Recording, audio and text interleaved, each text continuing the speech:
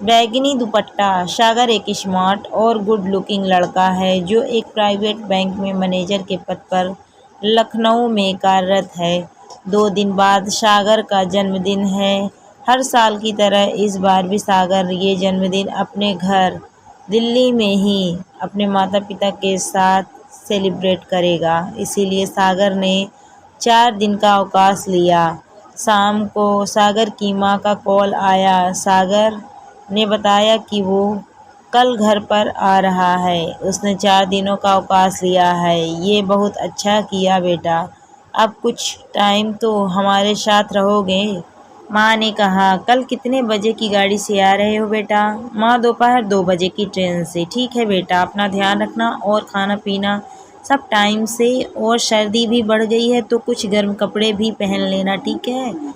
जी माँ, मैं पूरा ध्यान रखूँगा, सागर ने कहा और कॉल रख दिया। अगले दिन सागर सही समय पर रेलवे स्टेशन पहुँच गया और ट्रेन का इंतज़ार करने लगा। ट्रेन लगभग 10 मिनट देर थी।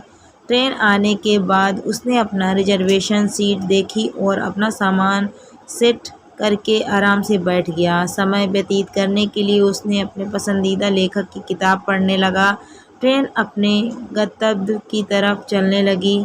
कुछ स्टेशनों को क्रॉस करने के बाद ट्रेन एक स्टेशन पर रुकी। वहीं कुछ यात्री ट्रेन से उतरे और कुछ ट्रेन में सवार हुए। इन्हीं में थी 2 महिलाएं जिनमें एक माँ थी और एक बेटी। लड़की का नाम था किरण।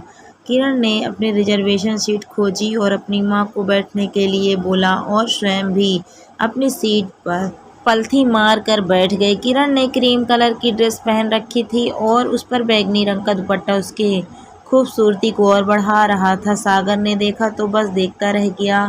पहली बार किसी लड़की को देखकर उसके मुख से निकला, ब्यूटीफुल। किरण ने देखा तो सागर ने हड़बड़ाकर अपना मुंह खिड़की तरफ कर लिया। किरण अपनी माँ से बातें करने में व्यस्त थी। सागर ने दोबारा से देखा और सोचा कि कितनी बिंदास है। इतने लोगों की भीड़ में भी किस तरह आराम से पलथी मार कर बैठी हुई है सीट पर। सागर बीच बीच में चुपके से किरण को देख लेता और नज़र मिलने पर हड़बड़ा के मुंह को विंडो की तरफ कर लेता। किरण ये देखकर नीचे गर्दन कर धीरे से मुस्कुरा दी। माँ, आपको नींद आ रही है? आप अपनी सीट पर आराम कर लीजिए, किरण ने कहा। माँ के सोने के बाद स्वयं भी शॉल ओढ़कर सोने की कोशिश करने लगी। सागर ने जब देखा किरण सो चुकी है तो बस उसे निहारने लगा। धीरे धीरे ट्रेन दिल्ली पहुंच गई और सभी यात्री अपने अपने गंतव्य की तरफ रवाना हो गए। लेकिन जिन्हें अपनी मंजिल साथ तय करनी होती है उन्हें किस्मत कैसे न कैसे मिलाती ही है। अगले दिन सागर को कुछ कपड़े खरीदने के लिए बाहर जाना होता है। वहीं किरण को भी अपनी दोस्त के साथ कुछ काम से आना होता है।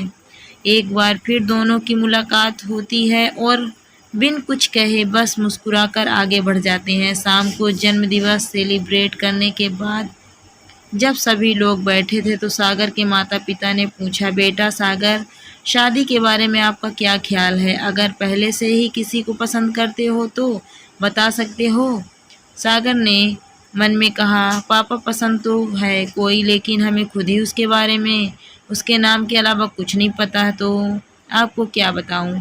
सागर ने कहा, पिताजी आपको जो भी ठीक लगे आप कीजिए, हमें कोई ऐतराज़ नहीं है। ठीक है बेटा, तो फिर ये मेरे दोस्त की बेटी की तस्वीर है, एक बार आप देख लो, अगर पसंद हो तो बात आगे बढ़ाएं। हाँ, सागर ने फ़ोटो उठाई और अपने कमरे की तरफ बढ़ गया। उसने जैसे ही फ़ोटो को देखा तो आश्चर्य से उछल पड़ा। तस्वीर में कोई और नहीं, किरण ही थी। उसने गॉड को धन्यवाद कहा और अपने माता पिता को विवाह के लिए सहमति दे दी।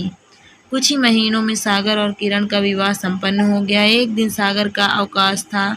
किरण थोड़ा सा उदास बैठी थी तो सागर ने कारण पूछा। किरण ने कहा, आज हमें अपनी बड़ी बहन की बहुत याद आ रही है और उनकी जो आखिरी निशानी थी, एक बैगनी दुपट्टा, उस दिन ट्रेन में हमसे कहीं गुम हो गया।